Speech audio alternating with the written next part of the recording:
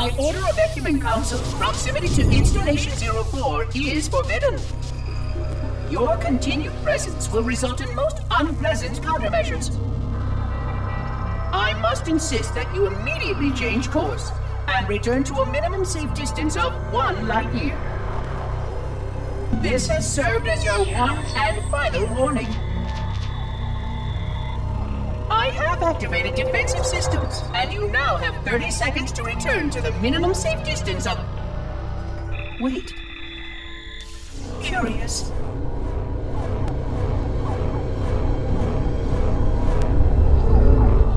Curious indeed, after all these years.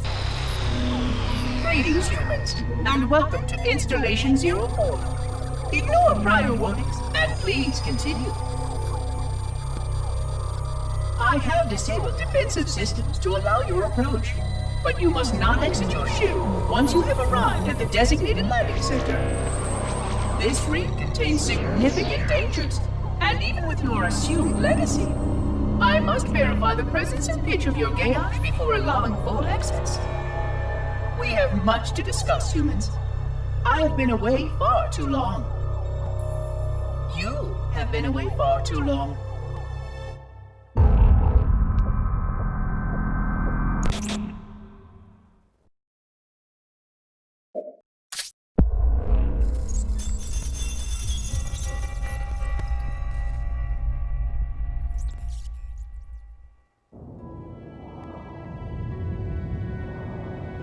I am experiencing such a mixture of anticipation and dread. All preparations are complete for my installation. In accordance with the final dictum of the Ecumen Council, I have released myself of all remaining connections to my former station. This was not difficult. What was could never be again. We had seen to that quite thoroughly. Prior to my final journey through the Great Portal, a gathering of my fellow monitors was convened upon the Lightworkers Crash to distribute the final index collection.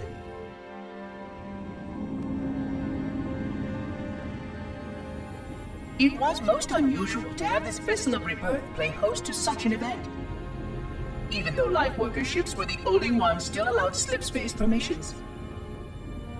Lightworkers were responsible for getting us to our places on the active facilities of the array. While all of this was in accordance with the plan, one entirely unsatisfactory breakdown remained. We had no contact with the domain.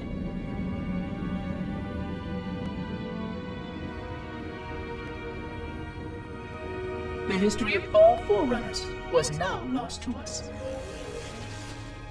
We relied upon the permanence of the domain to preserve our record of the events that led to this point. But without that record, would future civilizations know anything about us? Or only of our weapons?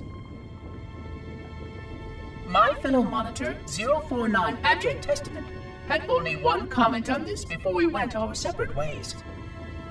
We deserve to be forgotten. Perhaps. Perhaps.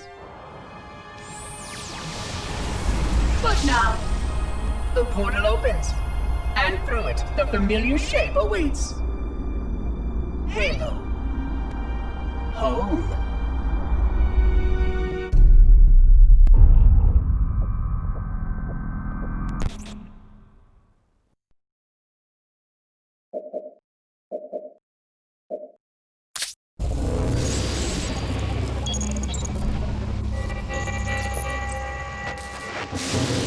Construct, who is your maker? Sadness and disrepair, Oracle. I am unworthy. I was not made. Never made, but you are right here, where you should not be. Tell your charges to cease their efforts immediately. Quarantine must not be violated.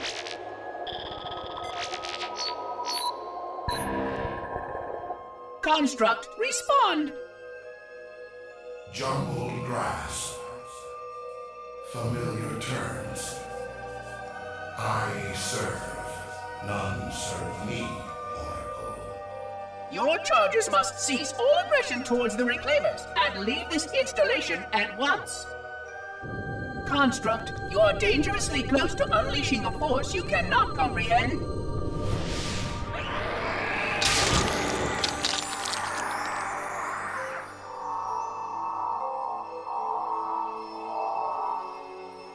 This is most inappropriate.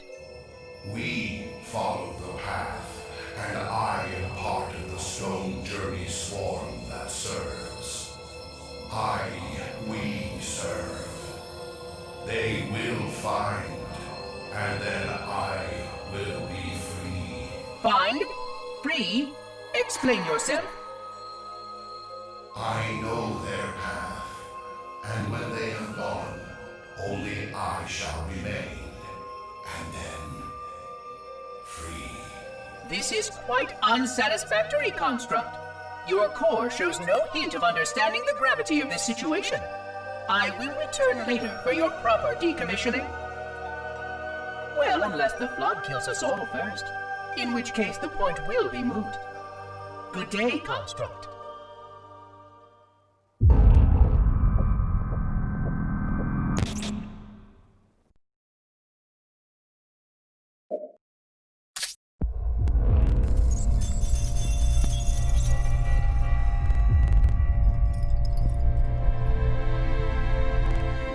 Entropy. It has now been 3,000 years since my last contact with any of the other caretakers of the Halo Array. Despite clear communications protocol, my fellow monitors have either chosen to ignore or, more likely, have lost the ability to engage in our scheduled updates. The continued lapse of the domain means that we are stuck with achingly slow wormhole superluminal communications.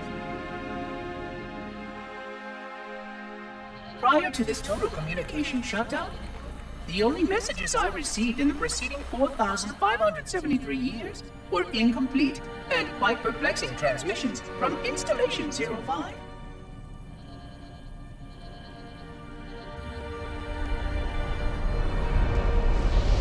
I suspected that Monitor 2401 Penitent Tangent was not functioning correctly for some time before his messages ceased. I have logged my concerns about his ability to perform his duties. At this point, however, I'm not sure who I file logs for. 2401 may be destined for madness. There are failsafes for this, I know. I hope they work. I will continue to visit the projection systems at the assigned dates. Perhaps the other monitors are dealing with interfering galactic phenomena or unexpected system failures. 3,000 years of system failures. Indeed. In the meantime, I have exhausted all scheduled research activities assigned by the Council. Once those experiments were complete, I shut down all Sentinel function and put myself into a state of significant hibernation to measure performance of the installation with negligible upkeep.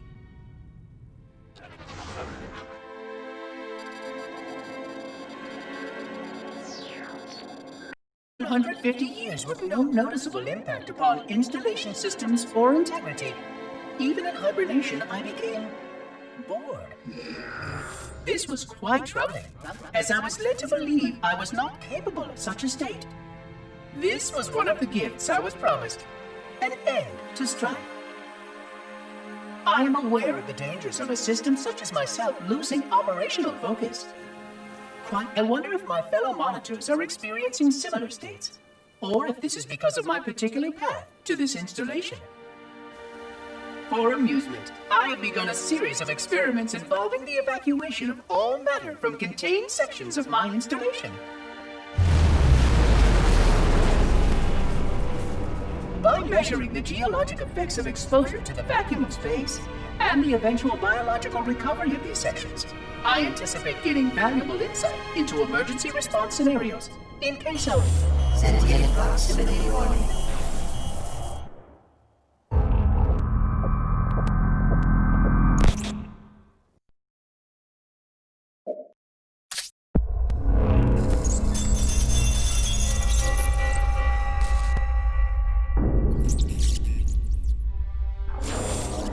It has been 26 hours since the sentients landed in Sector 1215, and so far, they have not attempted to exit the remains of their... I say remains because their landing was either not executed adequately, or this vessel lacked significant maneuvering capability. The visible portions of the vessel have suffered catastrophic structural damage during the violent landing experience. I have detected atmospheric leaks in 17 distinct locations along the hull. My analysis shows that the mixture of gases coming from the ship matches the natural atmosphere on my installation almost exactly. Perhaps the occupants were originally cataloged here. Perhaps these beings will confirm that the plan was successful and that the galaxy has returned to proper cadence. I am beyond optimistic. But I do not understand why these sentients have not attempted to exit their vessel.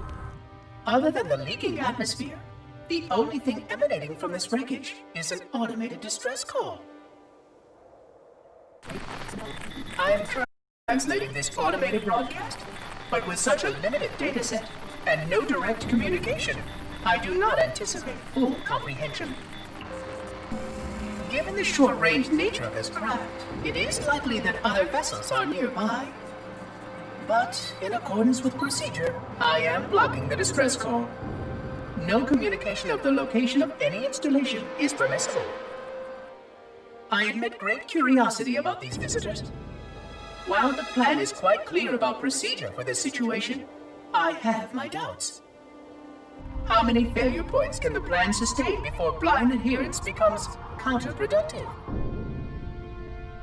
Surely, in light of all that has changed, I should be able to modify my responses to adapt it.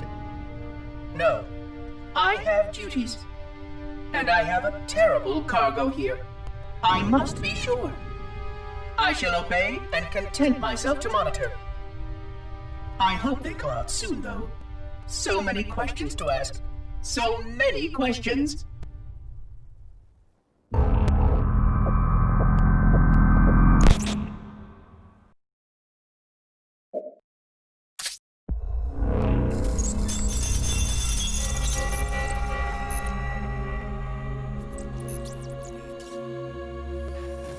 Construction of the sarcophagus around the unexplained vessel was completed today.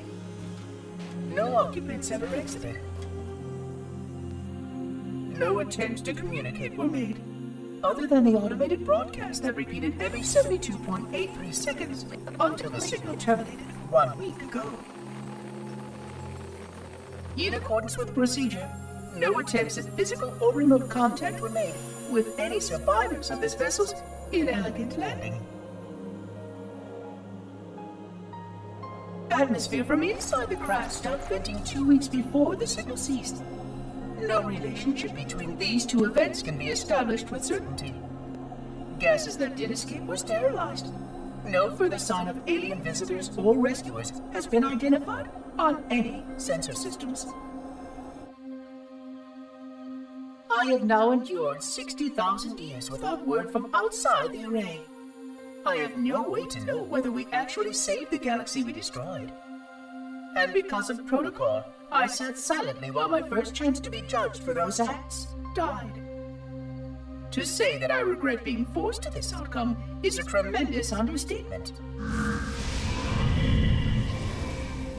But as I perform my inspection of the quarantine labs today, I am reminded of the gravity of my responsibilities. Just one of these spores, if released from this facility, would render the ultimate judgment against our self-appointed role as protectors of this galaxy. When the plan to maintain the Halo array was created, it was a point of some contention whether we should preserve any remnant of the flood infection. I thought this unwise, as there was a notable chance that one day one of our containment facilities might. Those who held this belief were most successful at convincing the Ecumen Council to destroy the last flood samples. But oddly enough, it was the librarian who decided otherwise. And I believe she was correct. I know in a way I cannot logically explain that there exists a way to actually defeat the flood. To immunize? to cure. I still struggle with multiple layers of memory of fighting the flood. But I know this cure is possible, even though the full genius of the Forerunners was unable to achieve it. The Forerunners' ancient enemy held and used that knowledge once, but it was denied to us. And without samples for further study, that cure will never again be found. Of course, I have no reason to believe that here lies the entirety of the parasite. It may be waiting in the frozen void beyond this galaxy, or worse, inexorably drifting toward us. I don't know what survives out beyond my installation, but I know that in order for anyone, I have to protect this installation and its quarantine very carefully. Yes, the librarian was right to store it, examine it, continue to seek a cure. Still, next visitor, things will be different.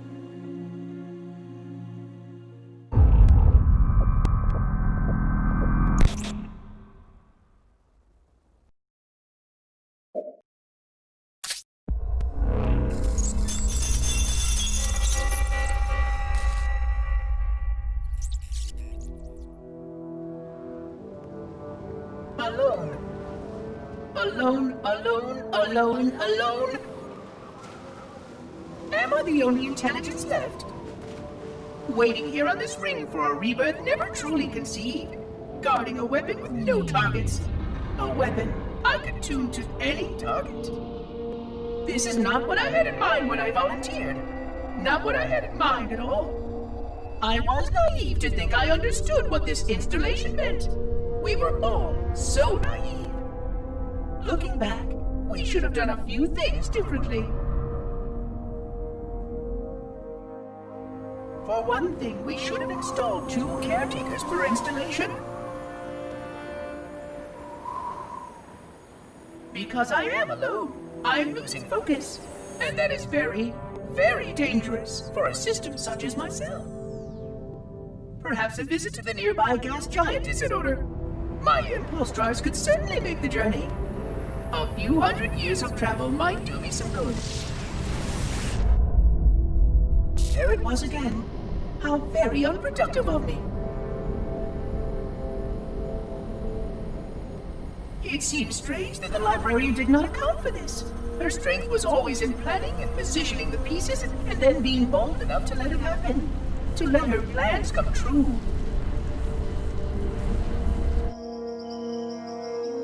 I was a part of many of those plans, long before I knew for certain that she was real, before any of us were. But at the end, we had only a fragment of her brilliance left to us, and I fear that she did not fully appreciate the nature of my situation here, the problems it might pose.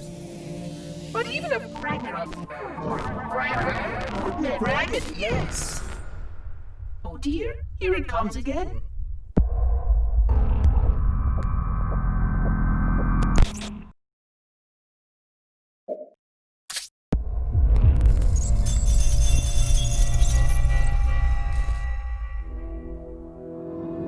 $25,000 light years.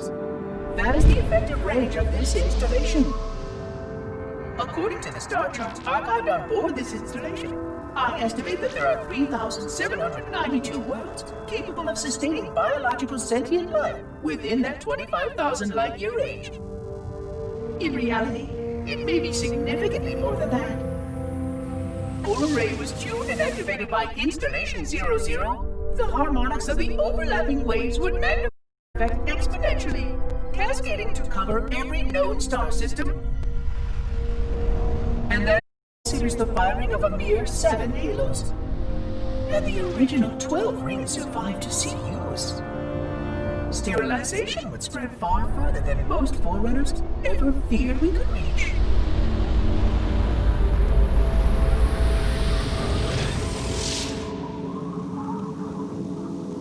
But even with just 7 rings, we were able to destroy every side of the flood, and every other sentient creature along with it. This victory was the will of our people, despite the fact that it meant our own end as well. But by our empiric measurement, it was a victory, and cleared the stage for the rest of the librarian's plan. I sometimes wonder whether the didact could have succeeded at a much smaller cost. I learned the folly of opposing him personally, and his brilliance was unsurpassed, except perhaps by her own. He never got the chance to fully execute his proposal. The council saw to that. But if something were to go wrong with one of the halos, if our tools were ever turned against us, long plans, indeed.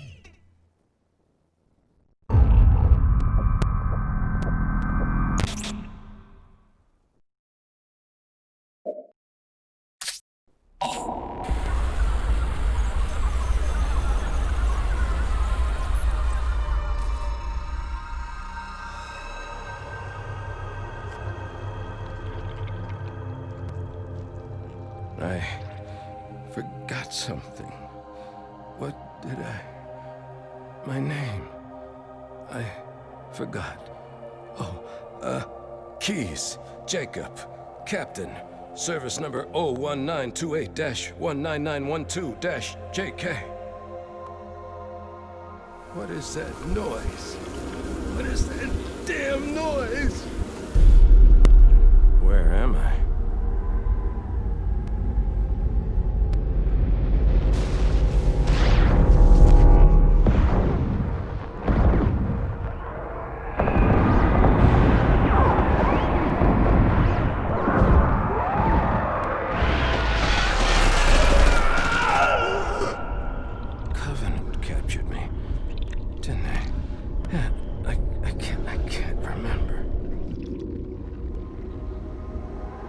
Keys, Jacob.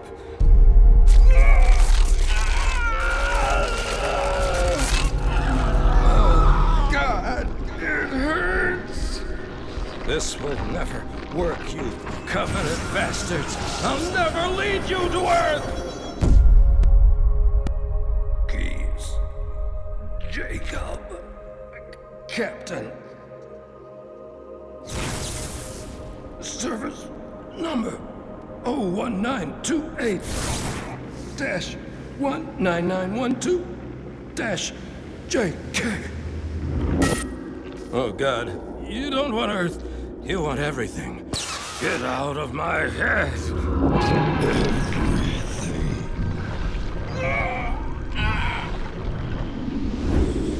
Miranda, is that you? Forget everything. No, please. Don't let me forget. Keys. Jacob. Captain. Service number 1928-19912-JK. No more what you were. Memories. Emotions. All is now ours. Keys. Jacob. Captain. Service number 01928-19912-JK. Oh, you will not have me. We already do.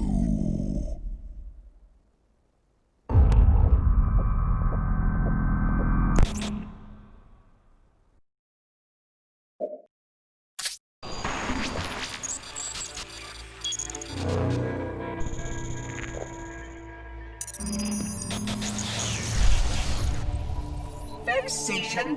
100,000 years of careful maintenance and diligence. 100,000 years protecting the galaxy's future.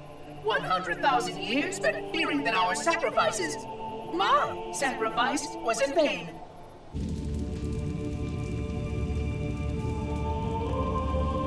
And 16 hours after I finally made contact.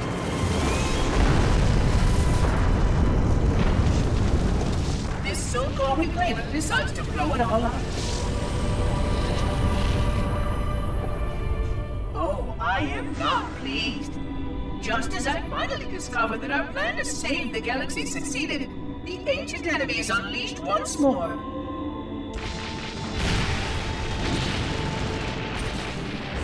Why these reclaimers refuse to follow protocol is quite mystifying. Destroy my installation, will they? I shall renew efforts to make contact with the other rings immediately. This covenant may be useful to me, although I don't think they fully understand what they claim to seek. Still, it makes no difference to me what they believe, as long as they do what must be done. I sound like her. Oh, but what I would not give to have even a single company of Prometheans here right now. Oh, they would most certainly restore order with their trademark lethality. Although, that would mean he would have to be here too. And without the librarian around to temper his rage, well, these reclaimers might almost prefer the Flood.